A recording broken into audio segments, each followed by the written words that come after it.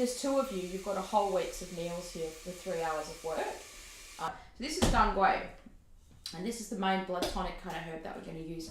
You can really just put any seasonal vegetables with this, and then every time you make the meat, you can make different flavours with the meat. That's why I was saying this one I put a lot more peppercorn in it. So I'm just going to have a little taste of that. Like, that is so tasty. And because there's so much flavour in that, it's going to seep through the other stuff. Hi, I'm Marie Hopkinson, and today on the Chinese Medicine Podcast, we're going to be looking at making foods as medicine, or how are we going to cook with these different foods. I've got an arrangement of different herbs and foods and stuff that I thought I'd show you how to do this stuff. So I'm going to go through step by step how to make these foods, and we're here just in my simple kitchen, and I'm going to show you how I cook different foods for different reasons, and we're going to talk about what the foods might do in a Chinese medicine sense. So yes, let's begin. So what we're gonna make a few different things today, and one of these things is just, this is my meal. This is going to be my meal prepping. I do this from time to time when I know I'm going to get really, really busy in life, and things are going a bit mental right now, like busyness. And so I thought I'll make some frozen meals ready to go. Now, you can't really just live off frozen meals. It's not a good idea to do that, but it is better than having junk food. And so this is just more for my own health kick sort of thing. And yeah, so meal prepping. So what we're going to do is cook a variety of different things, and I'm going to cook them all at once because that's what I usually do. So this kitchen's going to get like really massively busy and crazy in here. So welcome to the journey. Oh, those herbs don't taste that great today. So what we're going to do is we're going to have a variety of foods. We're going to cook with ginger. We're going to cook with, I've got some Sichuan pepper here. I've got some pork scotch fillet. We're going to make like a pork roast, and we're going to have a lot of different veggies. I'm going to make a couple of veggie, like chicken veggie curries that we're going to make. So first thing I'm going to do is we're going to make a veggie stock. Now, I've talked about making this heaps and heaps of times before. What you see here is pretty much just what you get in terms of, you see a lot of these cooking things. I don't know, people have fancy equipment, or I don't know, whatever. This is just normal life. There's nothing, ain't no fancy equipment here. So you get what you get. There's a little bowl. So what I like to do is buy these soup packs because they're conveniently made, ready to go. Now, if you don't want all the plastic or whatever, you can just get them individually, the vegetables. You basically get like a turnip, a parsnip, and they're the main ones that you need. Like turnip, parsnip, onion, you need these root vegetables because they're the ones that make the flavour. And they're also the ones that have the most like benefit in terms of, this carrot looks a bit, sorry, I've got my own better carrots than that. And often what I think these guys do in the soup mix thing, so we've got our own carrots over here, that are looking better quality, so just put our own one in there. And you can mix and match this up if you don't want. You can make your own soup mix basically, but I'm just going to wash that. So yeah, you don't know what pesticides and stuff are on these things, what's been put on them. So it's good to give them a little bit of a soak, and then then either scrub them or wash them and peel them, or however you make them. Now, I don't have time for peeling. Ain't nobody got time for that. I'm not that into peeling, and if I cut this onion up, I guarantee I'm probably going to cry on this video, so that may happen. So what we're going to do is we're going to saute the mixture for the, it's going to be a bin container, that one. I'm going to saute the mixture for, this is a massive risk that probably tears will come to my eyes with this. I'm going to saute the onion because that brings out the flavour of the onion. And this soup mix is really quick to make. What I like to do when I'm not sure about cooking something is watch a YouTube video and sort of do it at the same time, so that I know, like, as they're doing it, I'm doing it. And they're kind of like my little friend talking me through it. So hopefully this can be like that for you. You can watch this and kind of do it at the same time. And that way I can be your little friend in the kitchen. I already smell that onion. So what's good about onion in Chinese medicine is it's pungent. So pungent's an aromatic, moving flavour. You can already tell that by now because I can feel it burning burning my eyes.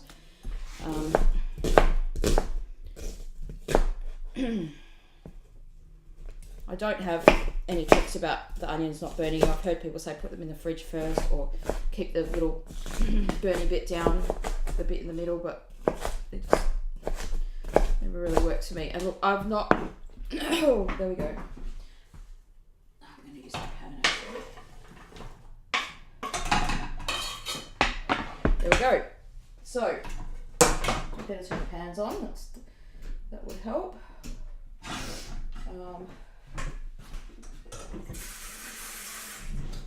So this is going to have a little bit of water in there to keep that one hot. And what we'll do is use a lid. So that's good. I'll put that out now. Doesn't matter, we don't need a lid. So just have it without a lid, but you can put a lid on it if you want to. And what this should have is a tiny bit of oil. Not too much because you don't want it to be oily. Like, we're trying to cook healthy, we don't want to have too much oil and fat in the cooking, but you can have a little bit because you need it. Otherwise the onions are going to burn. I'm just going to go. So yes, my eyes were watering a lot from the onions, and then my camera ran out of battery, so I had to just quickly charge that. And so there's been I basically just paused what we were doing, but what I've done is I've transferred those onions into this pot here. So what we're going to be doing is making the base for the soup stock. Now you can buy one of those soup packs. What's good about that time is because that time's gone past, those veggies have had a little bit of time to just soak in the water a little bit.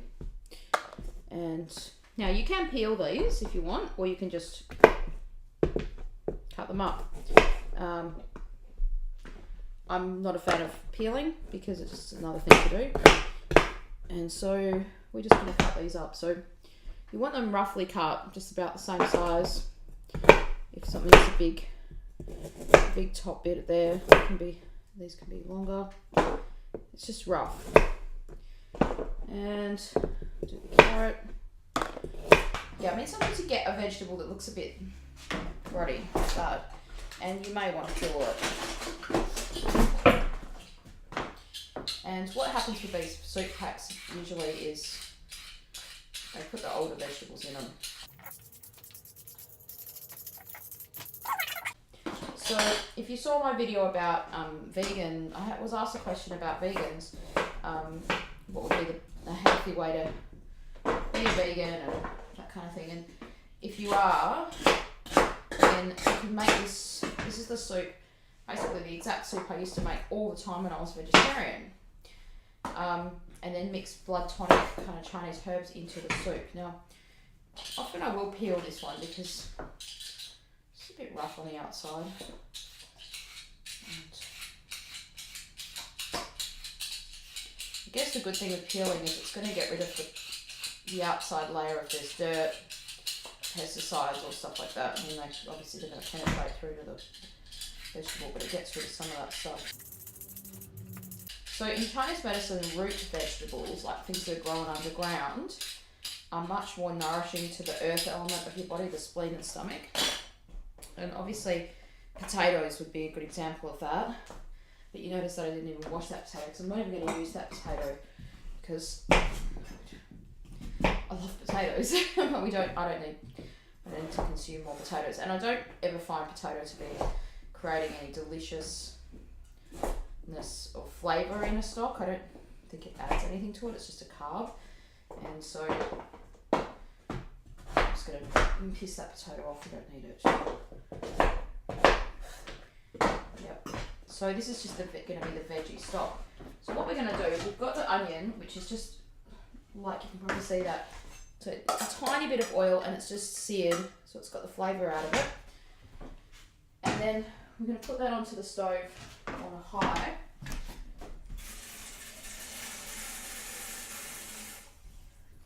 If you're not a vegetarian, you could add the chicken bones and make a chicken stock. But we're simply going to do that. And then we're going to add, now I did find the lid for that, so that's good. So that's just going to go on to high for now because we want it to come to a boil.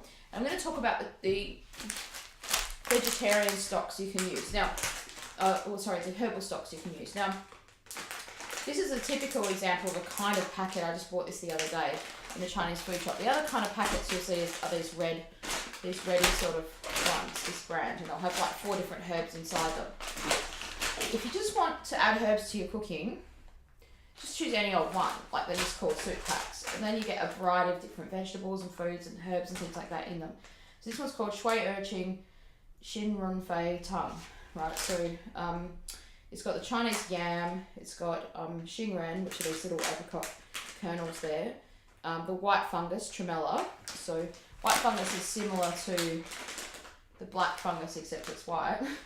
And white has an affinity to your lungs. So I think I was getting this is more like you want to clear your lungs, you've got a cold and flu kind of situation happening, or a bit more phlegmy. And it's also got honey date, so like the red dates, but a different kind of date. So that's going to add some sweetness into the flavour. So you've got and yuju as well in here. Now, I've never actually used this one before, and I bought this more for a class that I was going to teach, and just sort of explain, and also just so I could have an example of what the packets look like, because it's really bombarding in this Chinese food shop. You're like, what the hell are all these packets? Like, what do they all mean? You don't know. Now I'm going to put one that I recommend normally. It's just called Su Wu Tang, S-I-W Tang, and that formula. Another one. I need to find this because I was kind of lost, and that's alright. So this is dangwei, and this is the main blood tonic kind of herb that we're going to use in this thing. Now you can, like I said, buy a packet like this, and it's all, the herbs are all kind of there, and there's lots of different sorts. So what I'm going to do is write down the herbs that are the main blood tonic herbs in the description below, and you can sort of go on there and check those out for yourself. But in this formula of the Su Wu Tang, now it's a generic-y kind of blood tonic formula, like, so we're going to just use a little bit of, that's a little bit of baisha, because I don't really want to put too much of that. That smells funny. Well, good funny, but all herbs have a funny taste. This one really smells like a very aromatic baiju. So this is in some other herbs, but baiju is good for dampness, so I'm going to put that in this for me, because this is like good for me. Baiju, and you can use ginseng. So like people love ginseng, you can buy. I saw ginseng today in one of these little red packets. Now ginseng's not cheap. 50 grams I saw today for $14.95. So that's like $30 for 100 grams, and it looked exactly like this. Now I actually paid $43. Put the price on the bottom. I paid $43 for 100 grams of this, which it's not a lot. Like that's probably about 3 grams there or something. So I'm going to put a tiny bit of this ginseng in there. Now, when you're cooking with herbs, Chinese herbs, there's a couple of things you can do. One is you can just throw the big bits of the herb in, and that they are, especially if they're about that big, then it's going to absorb the water, and it puffs out a little bit, and it obviously becomes stick-like, and then you can just pick it out of the herbs. That's what I normally do, pick it out of the soup. You can buy a little cloth bag, what's called a muslin cloth bag, and put the herbs in that, and then put that in the water. Did we put any of this in there? No.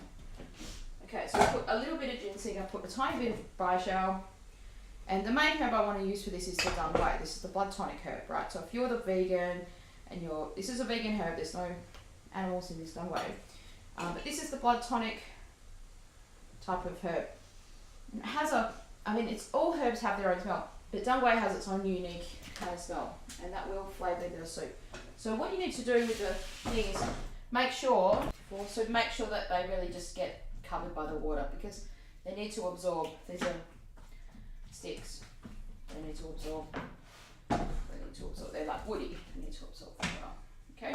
Now, if a little bit of ginseng gets stuck into that, like gets mixed up in there, it's not going to be, that's not an offensive flavour to eat. It's not going to be, none of these are bad for you if you accidentally eat a little bit of the herbs in the thing. It's just in the recipe, what's going to happen is, like when you serve it out to your friends and family, they're going to be like, oh, what are these weird little sticks that are sticking in my throat when I'm eating them? So I don't mind it if it's for me. I can just eat around those little sticks, but just letting you know, that's one way to do it. Now this is another herb you could use, Huang Qi. That would be a good one. Cinnamon, we're going to come back to cinnamon. We're going to use that one in the meat mixture, and the ginger, we're going to use that in the meat mixture. So I'm just going to sort of have them there for the meat time. So what we've done is we've just got the stock on now. And look, what you could do in the stock as well, if you want to make it more warming, because it's winter time in Perth now, where I live. Well, it's not freezing winter, but it is getting into winter. You can start to put a bit more warming into your foods, and that warm pungent is just going to help. So it's going to help the digestion and the earth of our body. A little bit of that ginger in there. So that's all into the soup stock. So now that's boiling away, I just actually want that on a low cook setting. What we could do is we could even put it into a slow cooker. I love slow cookers, but with all this cooking up that I'm going to do tonight, I think I'll use my slow cooker capacity. So I'll use the slow cooker for something else. So we'll just save that for now. So that's the first thing you want to do. These scraps can just all go into the compost bin, or the bin, wherever you want to put them. Yep. So now we're back to the next thing, and so that's going to make the base for the soup. And then the next thing we're going to make tonight with my giant cook up is I'm going to make this meat. This is a pork scotch fillet, and we're going to make like a pulled pork in the slow cooker. So I'm going to show you how I do that. I think I'll probably do that next, because that can just sit there doing its cooking and making and doing its thing. I'll put some timestamps below for this video. This is another herb I was sort of getting out. Oh, I can never get the lid off this. Oh, there we go. Qi Di, or Shang Di. So this is Shang Di. Both in a herb sense for cooking, pretty much the same thing. So just use the Shang Di's better. Now, it looks like a rubbery piece of black tar. When you put this in your cooking, now this is good for people that are very blood deficient, and there's lots of reasons why you might use different herbs, I guess, but like often in Chinese medicine, especially with TCM, they use Qi Di and Dangwei together as a general thing. The problem with this herb in the cooking is it makes all the food go black.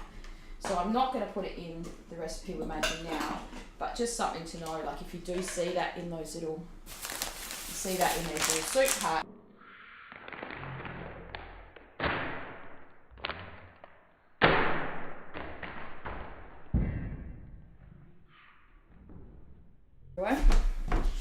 See that in these little soup packs, then that's something to, what is that? What the hell is that black thing, that black tarry thing?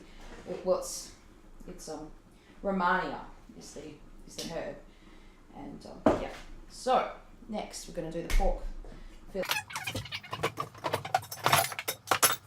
I actually get a slow cooker now. This is my tried, tested and true. It's even got a hole in it because, like, well, not a hole, but a crack at the side. I had to repair that. It still works fine. It's okay. These are cheap, like especially when winter comes along. They start getting sold really cheap at Woolworths and Coles in Australia.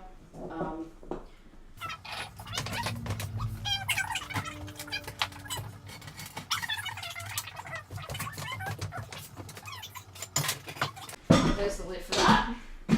Just from a hygiene perspective, you don't want to mix up meat with vegetables on your thing. So when you're cutting, and you don't want to mix raw meat with veggies. I'm just going to grab a little spare tray so that I can do the marinating in that.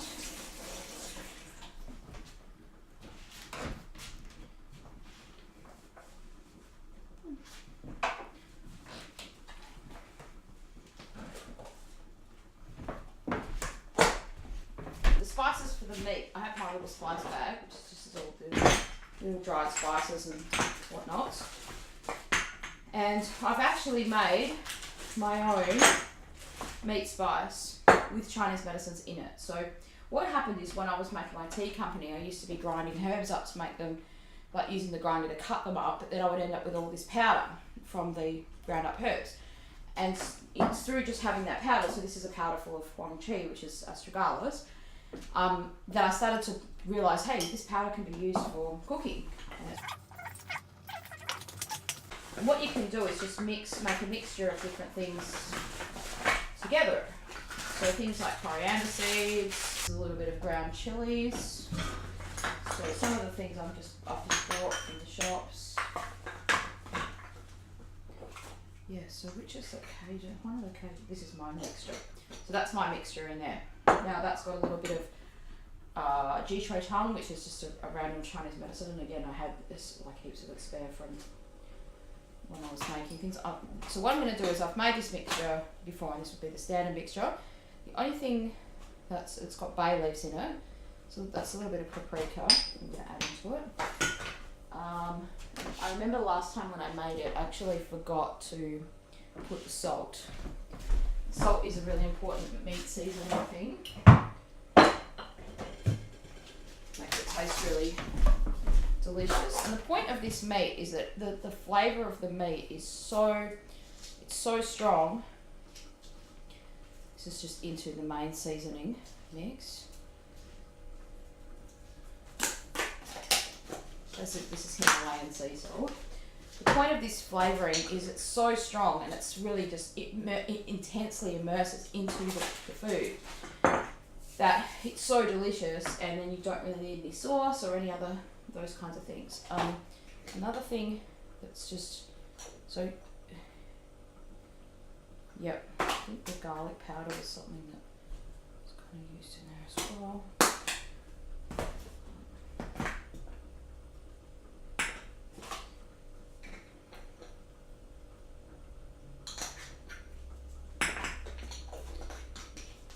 So what I'm getting at is the meat's flavouring is like intensely delicious, but it's just a randomisation of all different herbs and spices that you might have lying around at home, and then mixing it with some Chinese medicines as well. This one I'm going to actually give it a try with the Huang Qi, so I've never used that in this exact mix before.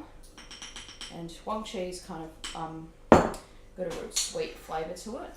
What Huang Qi is good for actually is thickening sauces and stuff. Actually, I find it's really good for that. So you're going to do that, and I want to make this one more peppery. But when you say, as soon as you say Sichuan, you think of Sichuan beef. So this is going to make it hotter, and in Chinese medicine, this is a herb that's used. So that's all. See what happens. I'm a very experimental kind of cook. I like to mix things around, and then you sort of like get a surprise at the end of the food. You're not sure what's going to happen. Part of the excitement of it. And one thing I have put in this mix already is cinnamon. So I put this I put this in the grinder, like a massive industrial grinder, and ground all these things down. So the cinnamon makes the meat taste cinnamony, and it's really like warming, and it helps it go warmer into your body. So meat, its natural flavour is warm in your body. It's going to help yang. Now if you're really yang deficient, you could have lamb, especially as it gets cooler and you want to make things warmer. I'm afraid of touching meat with my bare hands a bit, so that's why I use the gloves, because I just don't like touching it. That's back from my days of being vegetarian. So what we're going to do is put the meat in this pan, just so that we've got a little space to coat it and do what we need to do to it.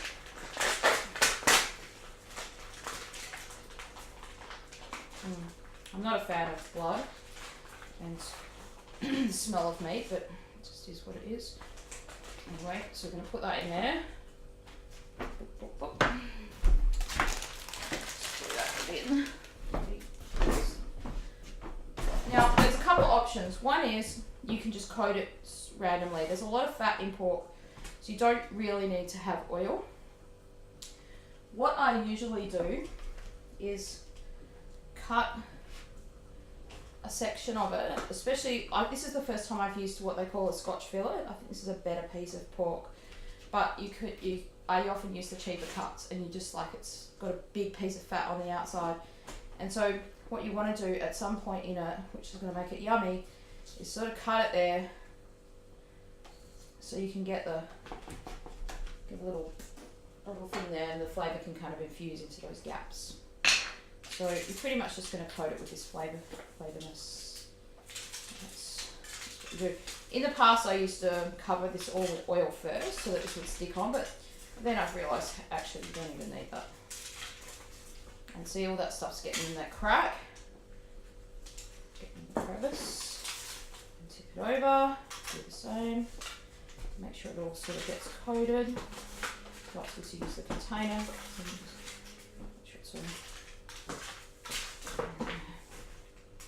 And so every time I do this, I kind of use a slightly different recipe, and that way the flavouring is slightly different, and it's like a little surprise. And it's never been a bad surprise. If you don't like the taste of cinnamon, then don't put cinnamon in the mixture, because it's not going to be a pleasant taste. I actually think, I'm looking at this now, I'm pretty sure there isn't much cinnamon in here. Another option would be to put a stick of cinnamon into the whole, slow cooker, or something like this. Let's give this a try. So we're going to open up that little crevice and just going to chuck a whole bunch of cinnamon in that bit. So once it's cooked, that will fall out of it. It will be off it, And so some people you can sew that back up if you really want to, but you don't need to. With like a zip tie or something, you could probably do that if you want. I like wearing the gloves because you can take them off and then you don't get dirty hands all over the cupboard when you're looking for the extra things. So what's great about pork, what's really delicious for the pork, is goji berries in it. It makes a really good seasoning. So normally I would put the goji berries in that little hole that I've made. So I'm going to do that. Push them in there.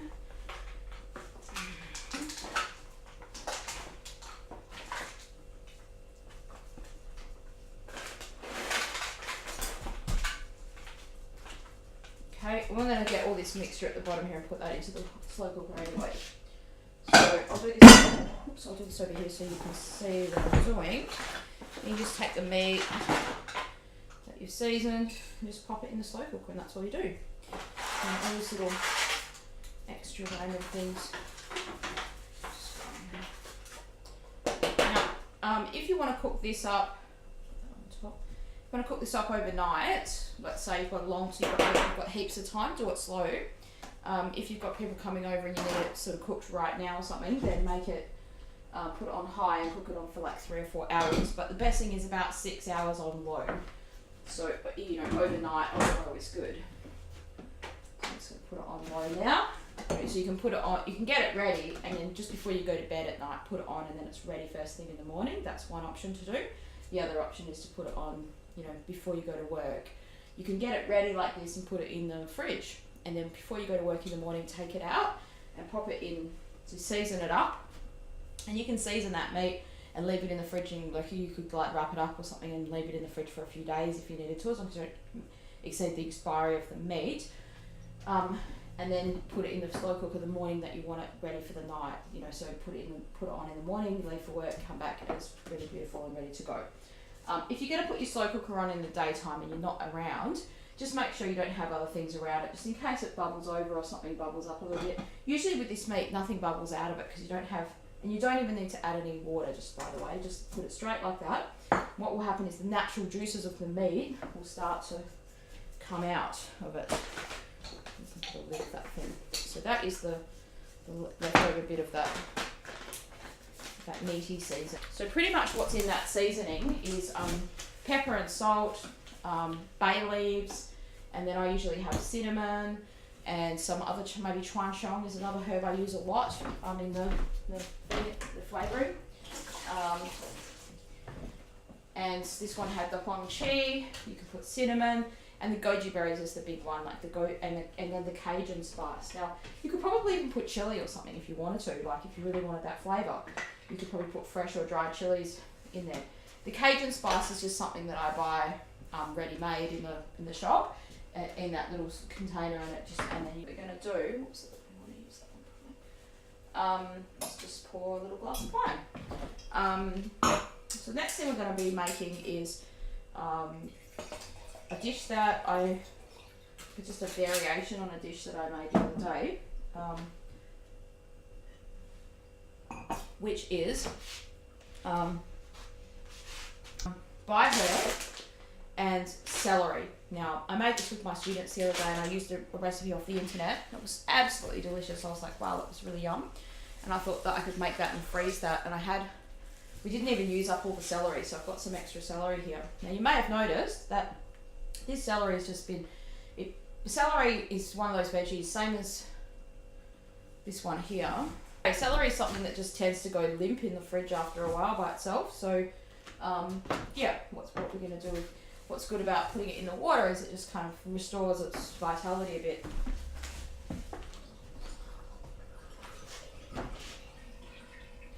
Now, when I made this other recipe, it's used by her, which is lily bulb, and it's the bulb of the lily. But this, I couldn't find lily bulb in the shop today. I could only find dried lily flower.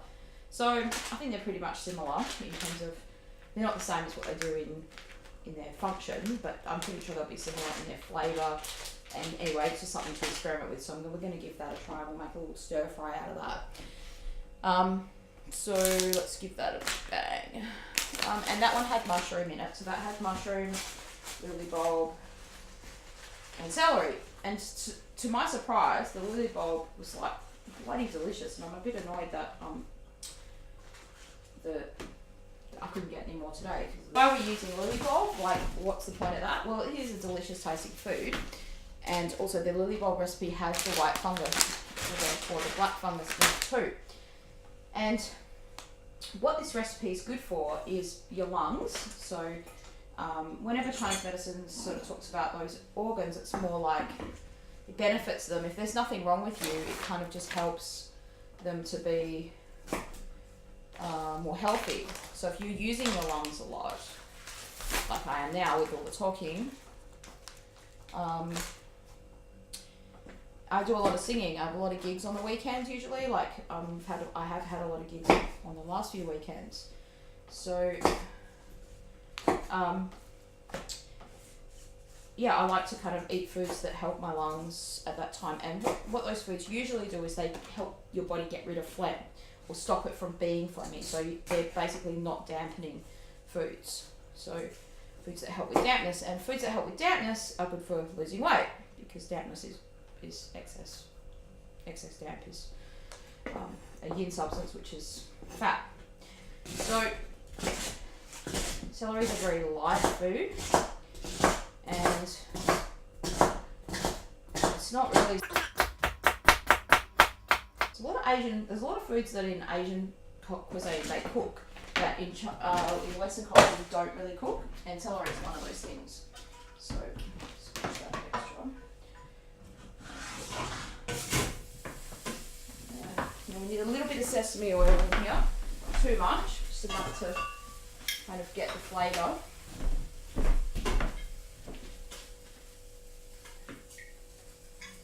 Just a dash. I think that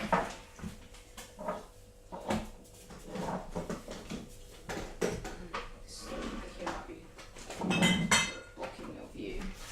Now you probably noticed that this is the first time I've ever done a video like this with the cooking on site. You probably noticed that I'm a very messy person in terms of, like, I'm a very creative person, and in cooking that's no difference. I'm really I love experimenting and making things. I like having maybe I'm cooking 4 things at once, lots of things on the go, and I also am a mess maker, a big fat mess maker. So let's put that in there. So that's the celery.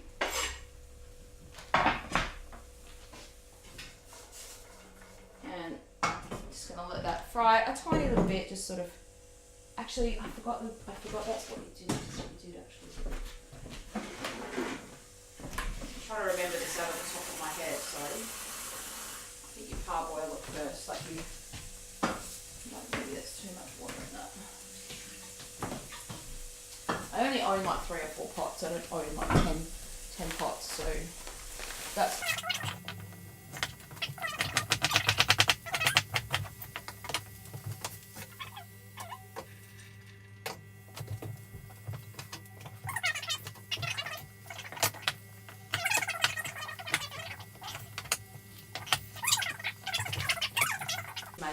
having a dinner party or something, or you're making one of those grazing tables, like these make really good little garnishes for around the dips and stuff like that.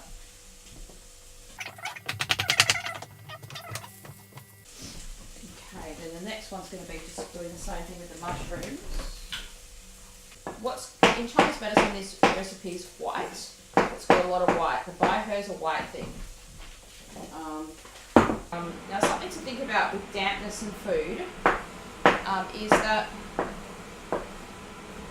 foods that create damp are generally tend to be heavier and richer. So mushrooms are a good food to get rid of damp, but if you put them with cream or you cook them with too much butter, then they tend to not have that effect as much. The butter and the cream kind of negates that effect. Like, I love like creamy pasta with mushroom creamy pasta, but that's very dampening.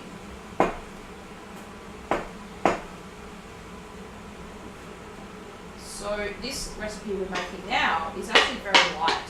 There's not a lot of oil, fat in it. It's very good if you've got dampness. So that's basically for that bit. So those things are going to be just blanched in that water in a moment.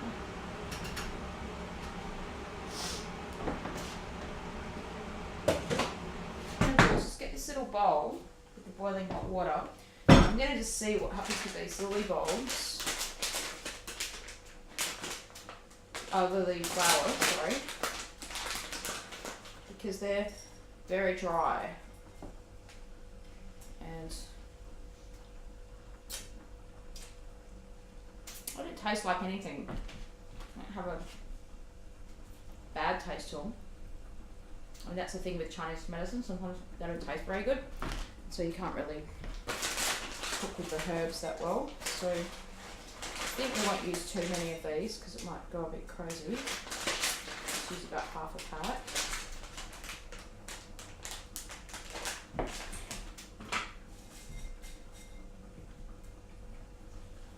So essentially pouring the boiling hot water on, it's like making it into a tea in a way. Kind of. You could soak these in water to restore the life to them, so to speak. Because you can't just put these into a stir fry. And they do look like they kind of need to be cut a little bit. Because they're so long.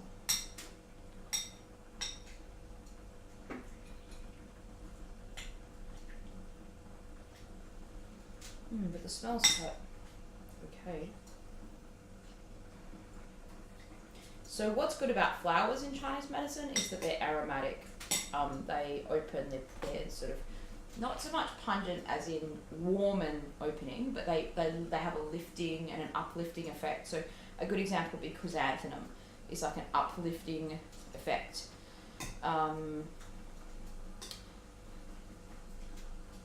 And it's cooling. Mint is another one, but mint is not a flower, so that's not a good. That's a pungent food, but like that uplifting flower. So if you go around and smell flowers, right, it's got that uplifting aroma, that aromaticness to it, and that's good for dampness. So helping get rid of damp.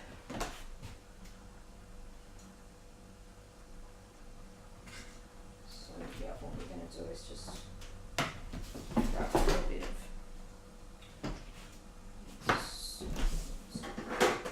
scoop. Wait for that water to get nice and boiling. Give that soup a bit of stir over here. So you can see what I mean by the soup with the woody sticky bits. That's a piece of dung wei, and that's the bai shao. Kind of taking on the colour of the other herbs that are kind of around them and other foods. Now what's happening here is this, the liquid is very thick, which is good for a stock. Like it's like a matte colour rather than a clear colour. There's not enough liquid in there. We actually need to add a little bit more liquid. So it can be boiling water's better.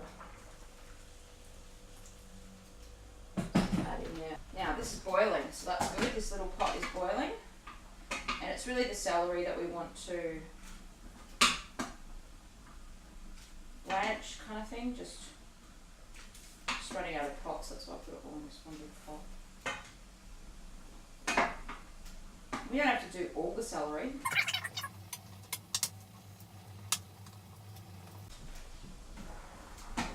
Just let that go for a sec.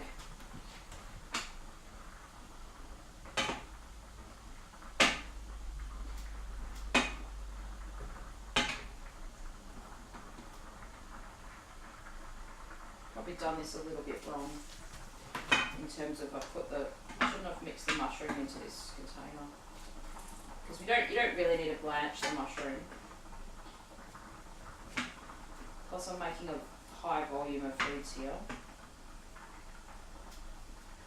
That's because I want to put them in. I want to put it all into little containers. This is way too much for like 1 or 2 people as a dish.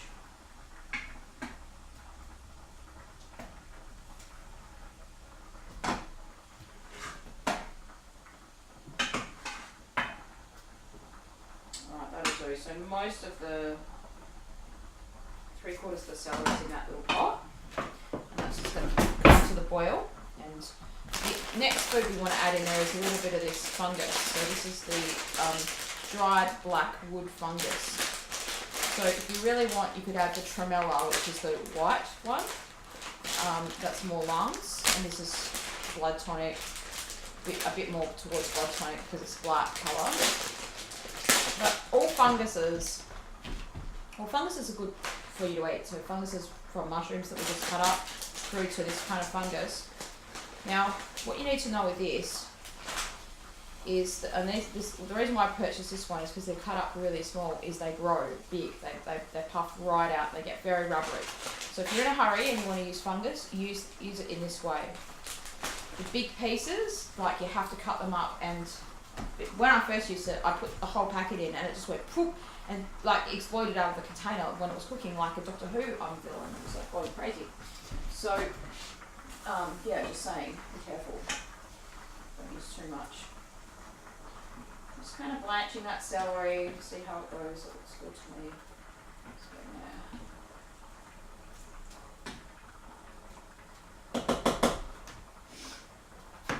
Push this back so you can kind of see stuff from here. Away too much. Make that ginger soup look away as well now. Put that away. Okay, good. So what I'm going to do is actually transfer these over. Put this other one onto that pot there. We just want it on low now. That's been okay. And this one here is the celery and the mushroom. Now, sesame oil is good for you in Chinese medicine if you have constipation. So sesame seeds, the oil comes from the seed. Anything that's a seed is going to get your bowels moving. So if you happen to have constipation and you need to kind of move your bowels, then sesame oil is good. If you have diarrhea and you don't need to move your bowels, then be aware of not using, don't add in extra oil just for the sake of it. But if you needed it, you could use the oil like that. So I normally recommend my patients that have a bit of constipation to use like a teaspoon of seeds a day, and you could then just sprinkle that oil over the dish afterwards. And sesame oil can also add a lot of flavour to your foods. So we've got that going, we've got that going. Then we've got this Lilly bowl. Now I'm inclined to use the water for something else because I know that'll be healthy. It'll have a flavour to it. So I'm thinking I'm going to add that water into this, just for the sake of it, into the stock. It's going to be beneficial. And then we want to drain this out. That's sort of made into just a bit of hot water, like a tea kind of thing. If I was a bit less lazy, I would actually cut these up, but I'm not going to be bothered because I'm the only one going to be eating that, I think. Got a bit of a water situation going on here. So put in some of it.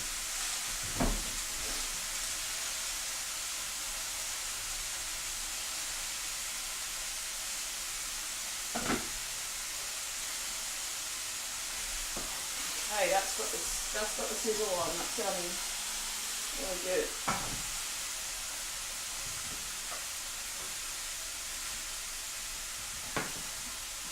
Over an overflow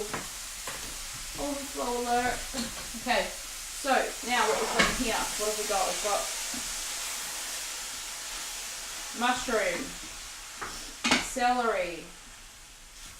I'm gonna have to put the kettle on again. We've got mushroom, celery, we've got the lily bulb, lily flower. Okay, and that's all mixing in together. And just do like that. Going like that. Now, when I made it at school the other day, it did need a bit of salt, I think. Just needed a little flavour. So, the Himalayan sea salt, again, is my favourite one to use with plenty of salt.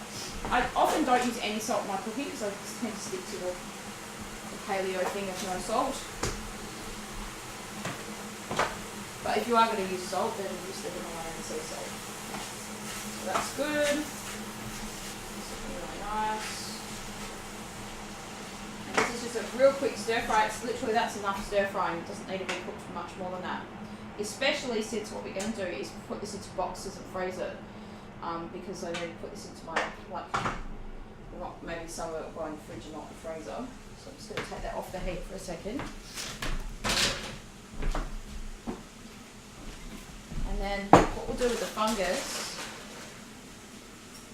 just put a little bit, we'll put the boiling hot water onto it. So effectively this is like kind of a cooking process.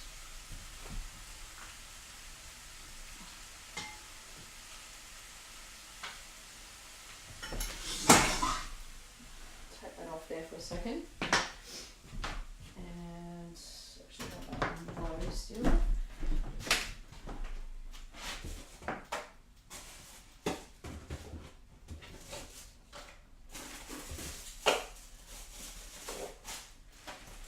Just going to grab up my containers. So I can do this.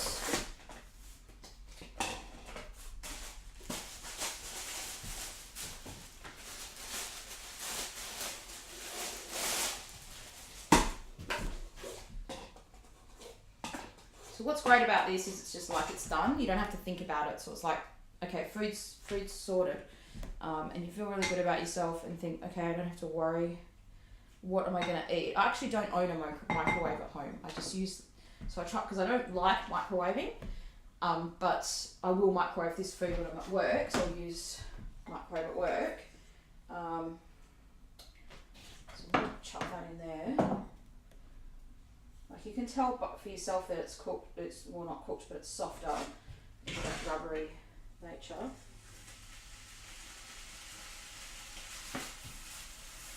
Mix a little bit of that through. Just that tiniest bit of oil that's in there is going to give it a bit of flavour.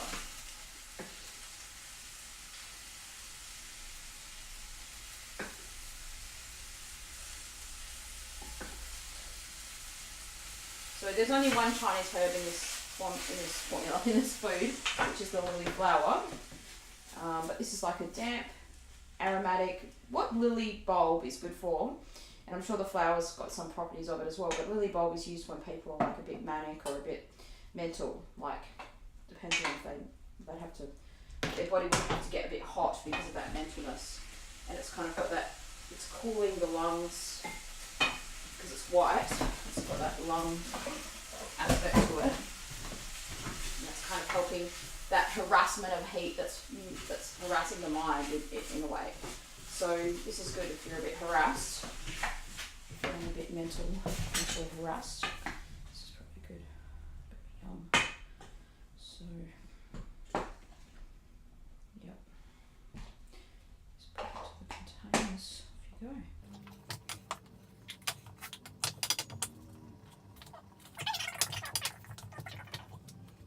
Let's give it a try. But definitely not as yummy as the bulb. The bulb has almost a nutty flavour to it. It's so bland. Well, this doesn't taste yucky. Like some Chinese herbs do have a yucky taste to them, and it's just like, you're like, oh, I've just got to get that down because I know it's good for me. This doesn't taste like that at all. It's very stringy, so you have to chew it a lot. And I would say it's probably good for your bowels in terms of it's fibrous. And the celery would be good for that as well. Putting a lot of fibre in. And this meal is vegetarian, so that's good if you're a vegetarian or you want to have a meat-free day.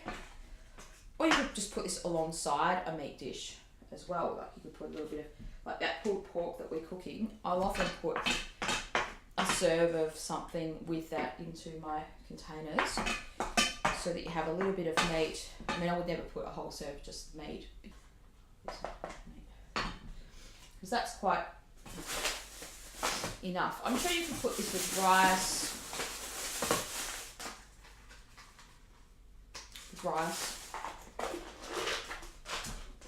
Yep. So there you go. That's the lily bulb. I keep saying lily bulb. It's meant to be lily bulb, but lily flower thing. So we've used about half a celery, half a packet of this lily flower, which is 100 grams, so 50 grams of that. About that much of mushrooms. I'm not a big measurer. Like usually when I make my foods, I'll measure the first time as per the recipe, and then I won't measure after that because I don't have time for that. And you just get used to it, then it's kind of more fun, and you think, okay, a handful is this and a handful of that. If I'm making a cake, I'll measure it out, like if it's 100 grams or 50 grams or something like that, because it's really hard to get those measurements exactly right. There we go, there's some different meals. That one's looking a bit sketchy, so I might put something else in that before we put it into the fridge or freezer. That's served out for, basically that's 4 serves of that one. Okay, so the next thing we're going to do, probably going to be the chicken curry, because that's a bit of a big one. And pretty much all these vegetables are going to be like cut up vegetables, and then there's going to be steamed to go in the boxes with the meat.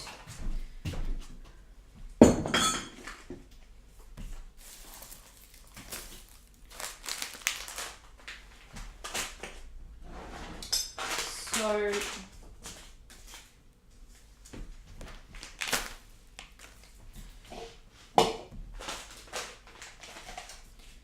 don't really need that onion.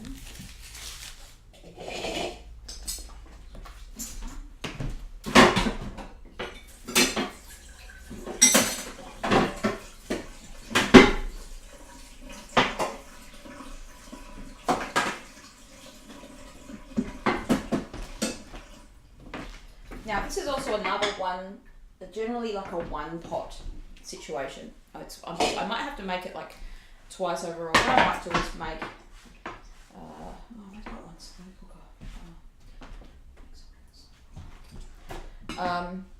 This is usually a one pot situation because I've got a lot of chicken to cook up, so I may make 2 batches of this actually.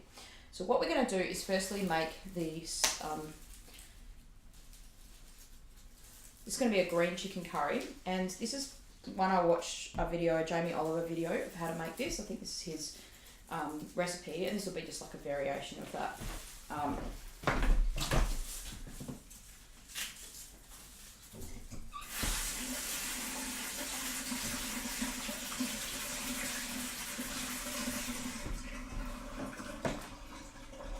The good thing with those videos, I mean Jamie Oliver videos, like sometimes you can't exactly watch them and do it at the same time, but most of them you can, and that I find that really useful because you can kind of be coaxed along as you go. So you don't need the bottoms. Now you notice I'm cutting off quite a big bit of bottoms because I want to grow these, and I'll put them into my water. Put a little bit of water there. So you just cut about that much off, and that the roots go into the water. What you do when you want to plant them is you just pop them in the ground, and let the ground go up to the white part and level with that, and then the new one will sprout out. Actually, here's a couple of ones that I just got out of the ground on my way here to the kitchen. So these have got dirt on them. You can see they've just come straight out of the ground. These are ones that I actually left I left growing for ages in the ground, and they just went crazy. Like so many things were coming out. And then and the circle continues, and you can grow them again.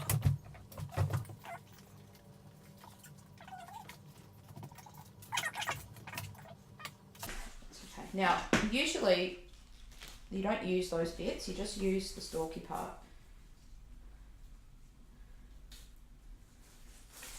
So you want the white.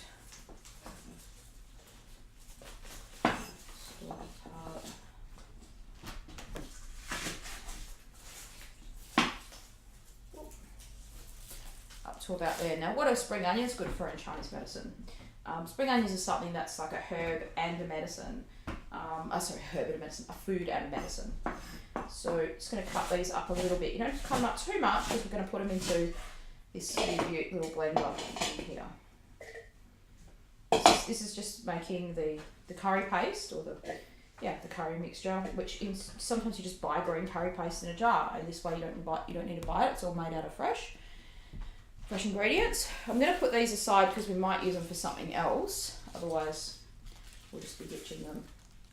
But I'll probably use them as part of the recipe. And definitely, like, these are the good bits that you like. These bits here and what you put on, like nachos or stuff at the top of things to get flavour going. The next thing you need is a piece of lemongrass. This has also come out of my garden. So I would highly recommend that you go. If you're in Australia, you can go to Bunnings and get lemongrass, or wherever you buy vegetables are growing, because lemongrass is really expensive.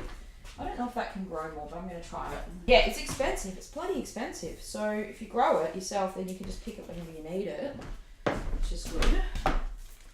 And this recipe is incredibly, it's very delicious, and it's it's worth it, like making it from scratch. It's not, so I'm going to use all that part of lemongrass so that we get all the flavour we can. So this is the main bit here, this bottom part here. Just cut it a little bit. Oh, you can really smell the aromatic nature of that. I'm sure you could use these for something else too, but I'm not sure what we could use them for right now, so I'm just going to put them inside as well. And then you need coriander stalks. So about that much, and you don't use the leaves for this bit, you just use the stalks. So these are also grown in my garden. Coriander is something that just grows and grows so easily, and then a big seedy thing comes out, a big tall bit that has the seeds, and then you just sprinkle those seeds around the garden and more grows. So it used to be very hard for me to grow anything. It's not really that good at growing. Actually, we need a bit more coriander, probably need double that much. I'm just going to go out to the garden and get a little bit these out of the garden, a bit more.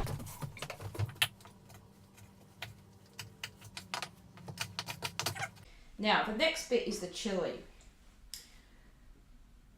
I don't like using a lot of chilli because I can't have a lot of chilli. Like I don't got a geographic tongue, so that's just me. So the amount of chilli I'm going to put is really low.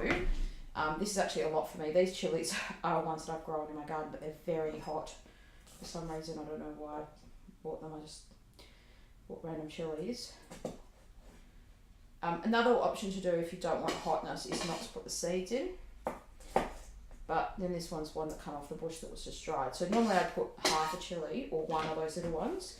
There's that little, like you just buy them there. I think you're meant to use green chilli in this, but I don't have any green chilli. So that's what we'll do.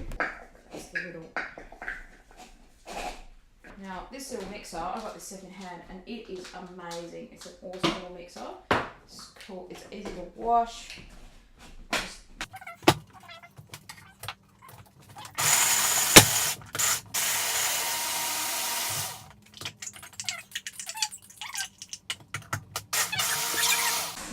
It's making my eyes water even though it's it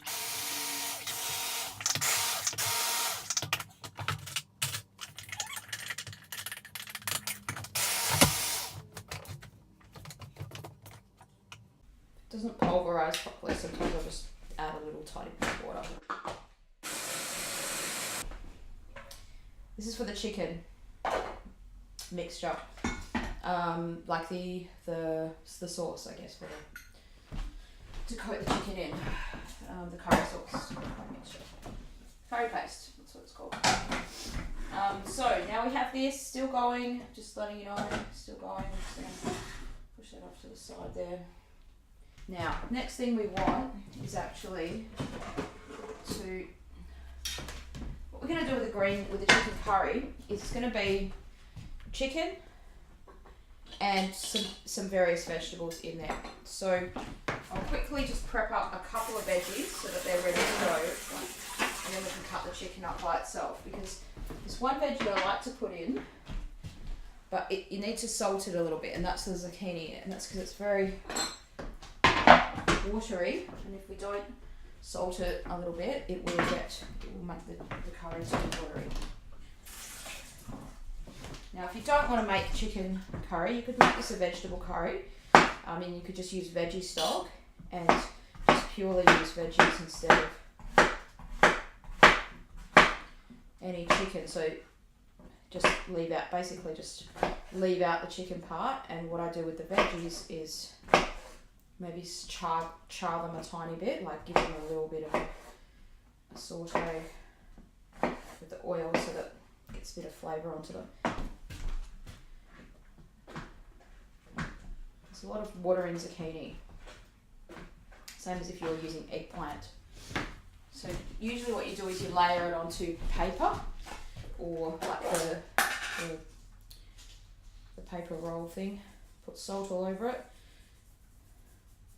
What the salt does is it pushes the water out of it, so the water will kind of come to the surface and bead up onto it, and you pat the water out of it. So we're just going to leave that off to the side.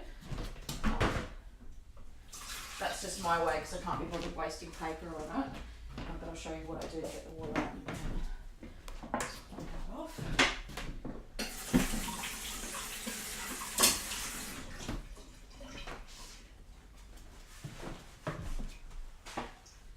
Okay, good. So we're making a little dent in our little veggies over here. Which is good. Got our pot in there. Next thing I'm going to do is cut up this chicken. Now, the chicken was frozen.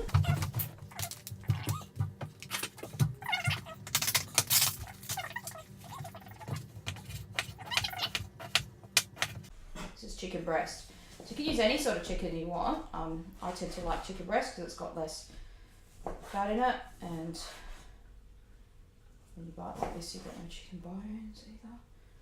Just kind of nice. Just want little chunks.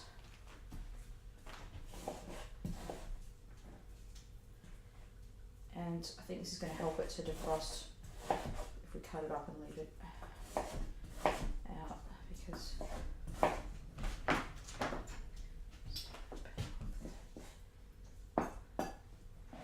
this pan isn't hot, this is just a cold pan.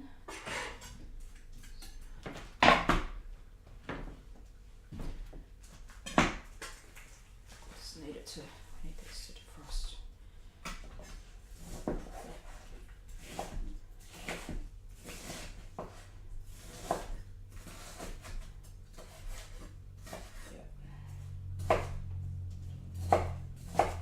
And having chicken from fresh is better than frozen, but sometimes you've got no choice. You just get busy. That's what happens to me. I buy it and then I can't cook it up.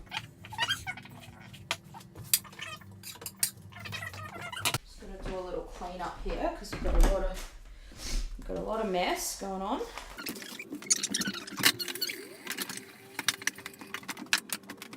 When you're cooking, if you're not aware of this already, is don't mix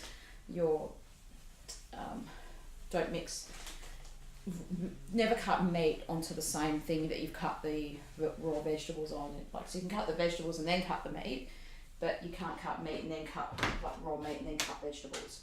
So you need to be careful if that thing you've used, you want to make sure it's been clean. In commercial kitchens, I usually use different things. Now, what we want to do in here is we forgot to add the ginger. So you only need a little bit of ginger, but because I'm going to use this, I'm actually going to put a bit more. Off that knob so it looks better. Cut it off. So just because I want a bit more ginger, actually, I just want Normally you put a thumb of ginger, but I've put like 2 thumbs only, because I wanted a bit more. So, see how that goes? So we'll just pop that into them. Right, so that's good. That's looking good. Good, I'm glad I remembered that. That's why I put it on the bench so I wouldn't forget it. Okay, so what's going to happen in this curry is there's going to be chicken. We need coconut milk, stock. We need chicken stock.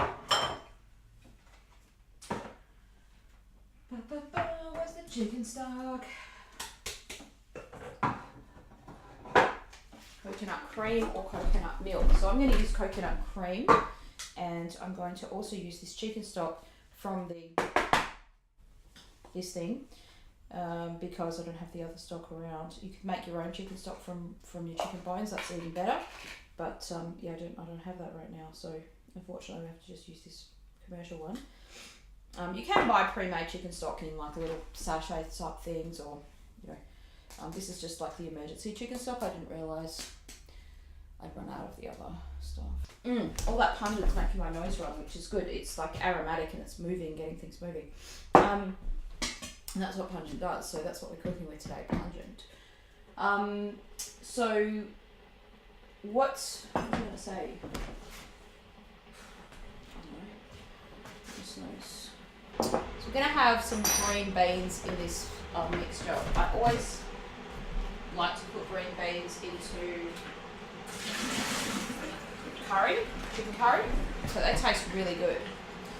And so what you do with the green beans is, unless you've got ones that are a bit yucky, you don't really need to do much to them except just cut the 2 ends off them. And then just cut them into equal parts, so about that size. That's what we're going to be doing.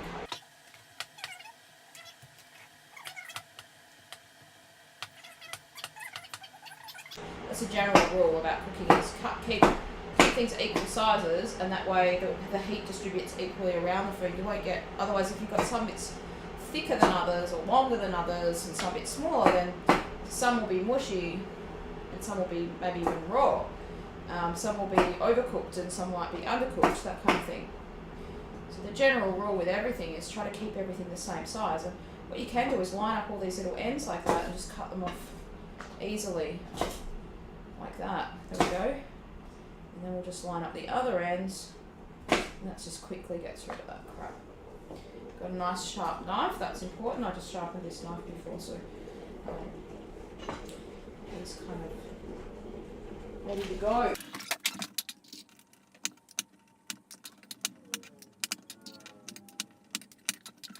Put a little bit of this water in here for the stock. So this recipe needs about half a cup of stock, of chicken stock.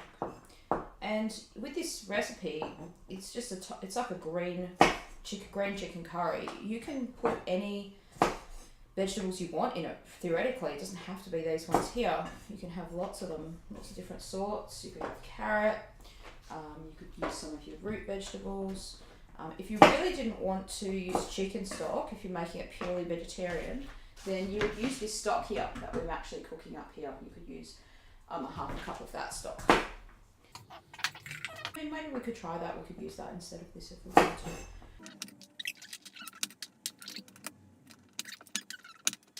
Right, so that's that bit there. So these beans are going to be basically just ready for when we're going to be making the chicken. So what we're going to do now is that chicken's all defrosted now. We're going to put that onto the stove. And we really need that fucking lid.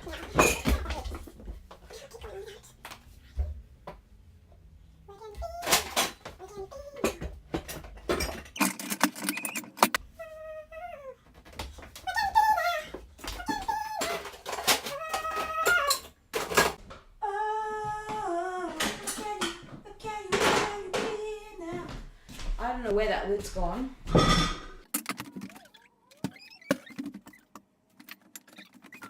Turn around, look and you can see.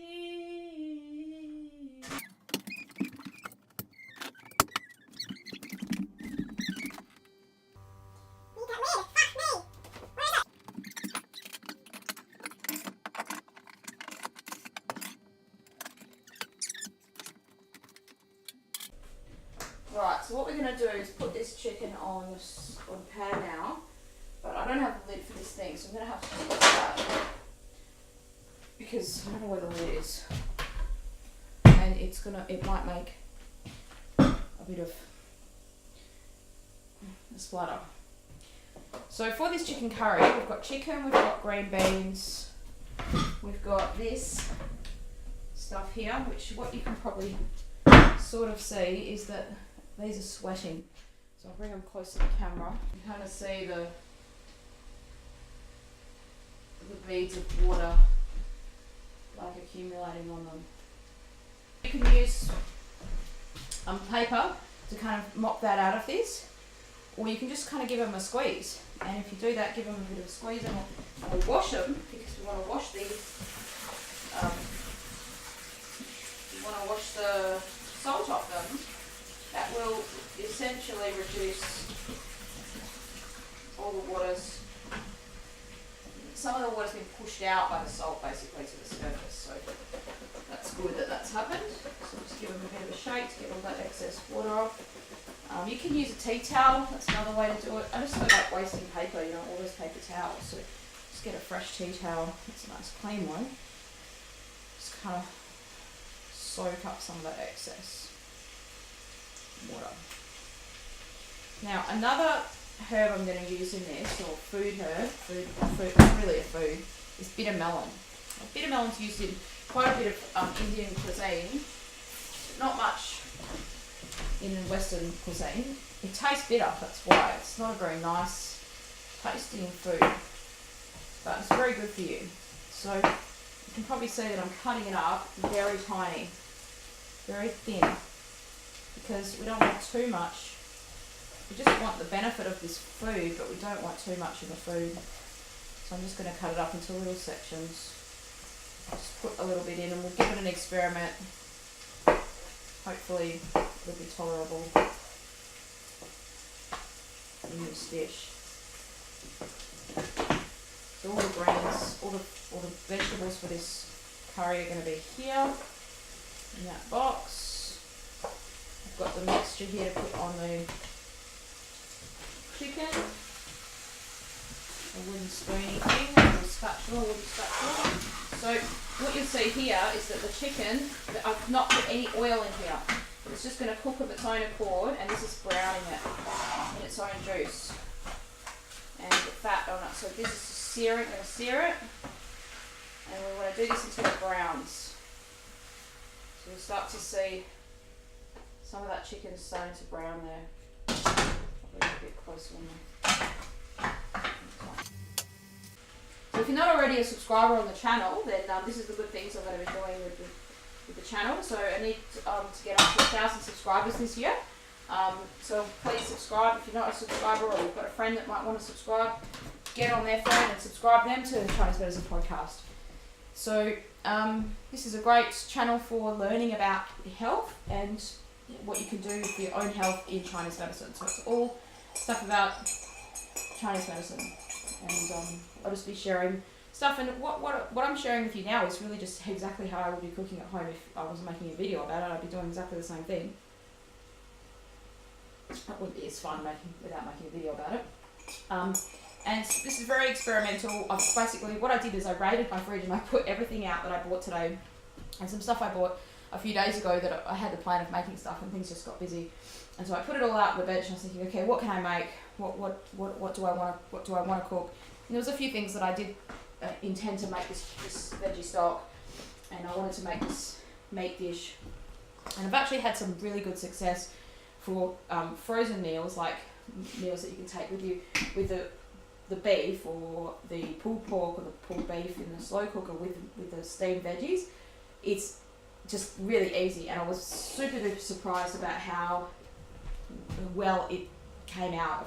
Like even the flavour of the veggies was delicious, and what I had was just bok choy basically with the veggies, with other veggies and the meat, and it was really delicious, and that was good. So I just thought I was just going to plan to do that again, basically make a big lot of that for meals. So yeah, that's what I'm going to continue to do now.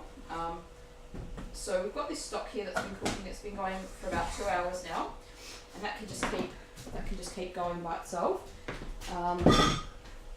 What I might actually do is put that into my other slow cooker, which is my little miniature one, mini slow cooker, mini me, and that way we can get all the goodness out of that stock without having to take up another pot, because this is my only big pot, this one here. And also what I'd like to do is, that idea that I just had was to, we're going to just disregard this chicken stock that I've made from this canned chicken stock, and I'm just going to use veggie stock in this, and we'll see what it tastes like, because we've got this delicious fresh veggie stock. So we'll just do that. I might just get rid of this, just throw that veggie stock away. And the chicken stock, we just throw that away. And we'll basically just get half a cup of this out of there. That's nice and thick, that'll do. So I'm going to set that aside to use for the chicken. That we're making. Whoops, that's very hot. The reason why you put the lid on it is because it helps it brown up. Helps it brown the chicken, like it needs to that point where it kind of whittles away all of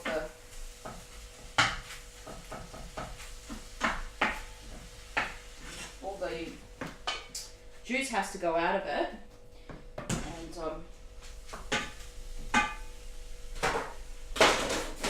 this is essentially acting as a lid for that thing. Just put that there, hold it for that. So I'm going to put this into here as best I can.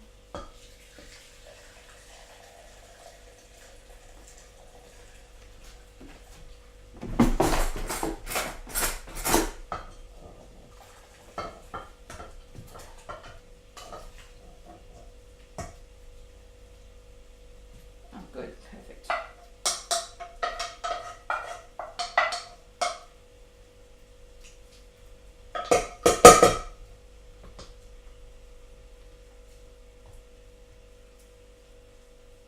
It's almost like it needs something taken out of it because it's so big.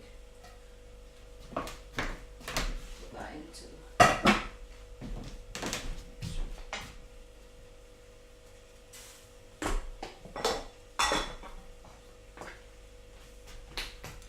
so I'm just going to put that on. Whoa, whoops, that's not overflowing. That wasn't the plan. Uh-oh.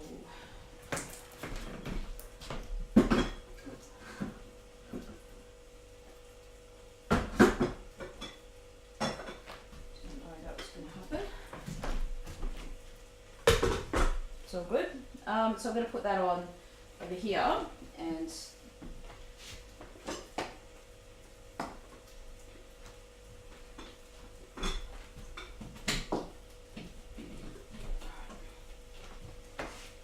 we've got that for our chicken meal. That's the lid for that one.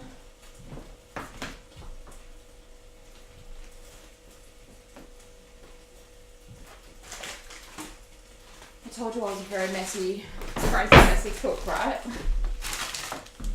There's a lot going on, but that's okay, because that's how I like it. These are the frozen meal things that are going to be frozen in a second. Just make a bit of room for that. This one's just going to go onto low because it's already done most of its cooking. Theoretically, we could just take it off now, but we'll get a lot more benefit out of those herbs if I keep it going for a few hours more. And so I'll probably just keep that on till I stock the meat stock, make the meat one. Okay, so that's pretty much that. Let's take this off. Yep, and this is perfect now. These are getting brown. See the brownness? The crispy. So once that starts to happen, that we haven't put any oil in that. It's just its own juices, and that's getting all the flavour into the chicken by browning that chicken like that. Okay, good. Now as soon as that starts to happen, we're going to put half of this into the chicken mixture and just mix it around. Pretty much about half of what we've got here. Just going to go into this and kind of coat it.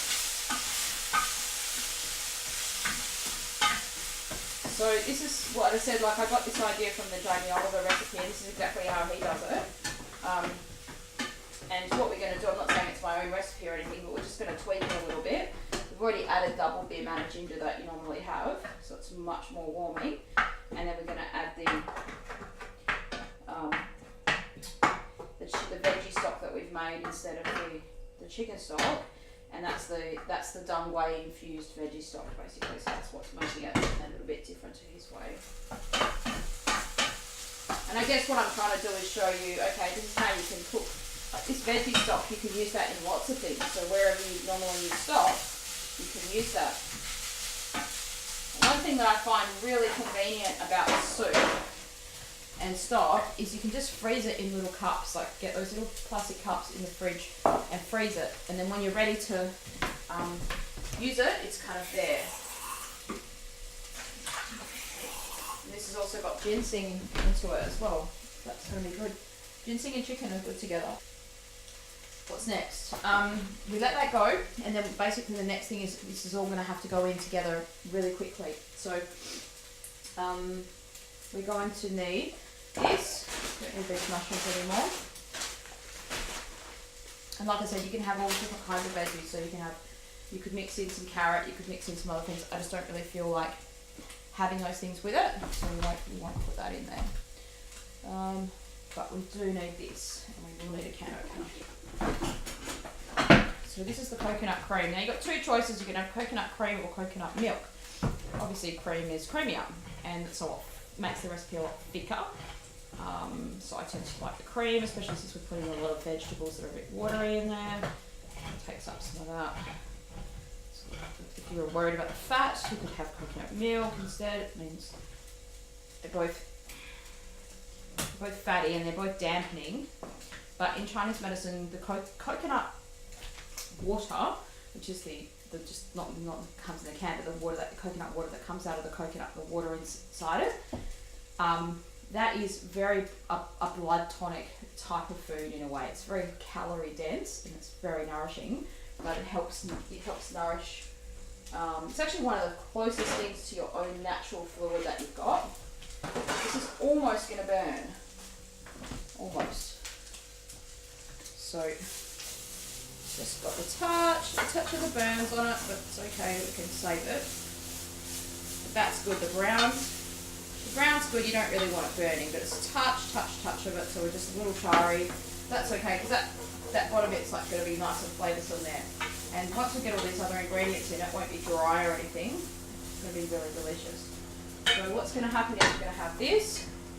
We're going to pour in, well actually, what I like to do next is have the veggies in there. And I've probably got way too much, this is going to overflow it, but that's right, because we've got the other little pot we can sort of transition half and half into the other little pot. I usually do this where I get a bit overzealous with my ideas. So we're just going to give these a little stir fry real quick. Let them get coated in the little bit of the mixture. We'll put a bit of that mixture in with it. The veggies get a bit of coating.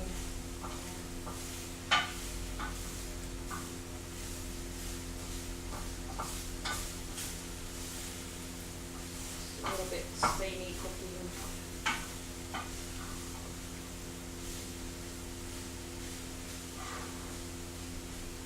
Put the lid back on.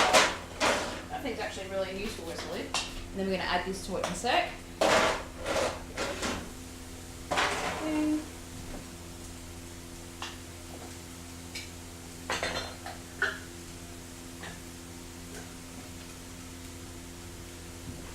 what we're going to do is pop the coconut cream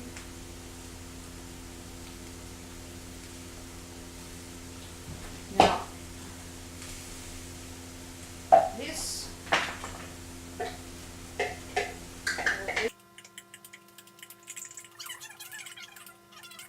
Then one little trick that I'll tell you is pour something in there.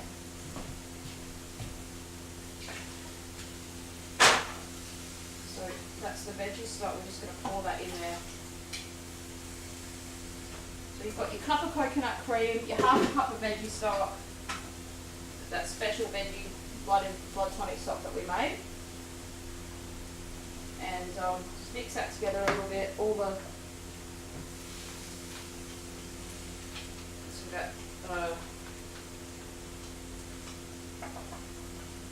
curry paste that we made.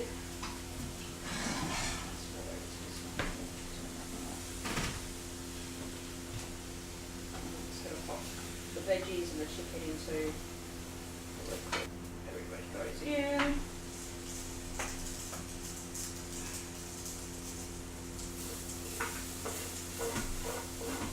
One good thing about transferring it out of this pan is this pan's getting a bit dirty at the bottom. And you can control how much of that flavour gets in and what doesn't get in. Now, this does look very thick. You can see that. There, it's a bit thick. Now, these things will push out a little bit of water probably still, so that'll add a bit more liquidiness to it. And if we come back in sort of 20 minutes, that's all you need to really cook it for, about another 20 minutes, and then it'll be ready to eat. Or you keep it on a slow heat over low time. So if you don't really want to eat it right now, like this is more for me to eat during the week, then I'm just going to keep it onto a fairly low heat.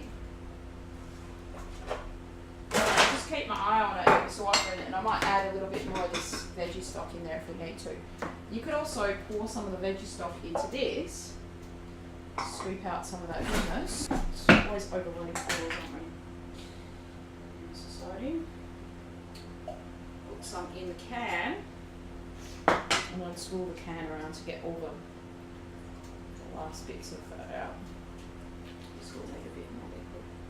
So I've just put another scoop, which is about a third.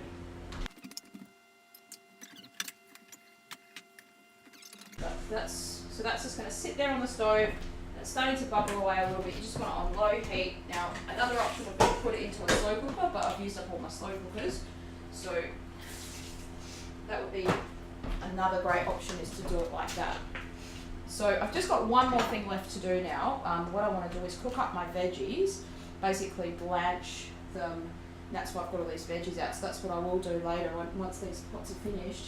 I might even do that tomorrow. So blanch the veggies and put that with the meat, and I'll try and show you how I do that, just so you can see that it's so easy. And it's really simple, and it's sort of a two-step process. So that's, you've got your meat cooked, and then you can kind of put your veggies into. So I like to use these little tiny boxes. So you've just got little small lunches, or you can use it for dinners. Alright, so thanks very much for watching. I hope you've enjoyed this. I hope you've learned something. And if you've got a comment or a question about what I've done, or you'd like me to do something else, you'd like me to talk about different foods as medicine, how to cook. This is a very basic kind of video today, and about how I would cook with herbs, Chinese herbs, and other herbs in the garden. You've seen me kind of get. And yes, I hope you've enjoyed it, and I hope you're doing well, hope you're having a good time in life. Things can be a struggle, and one of the main questions I get asked a lot for people, they want to be healthy, but they struggle with trying to do everything, and you just can't. Sometimes you just can't do everything. So don't feel guilty if you can't do everything.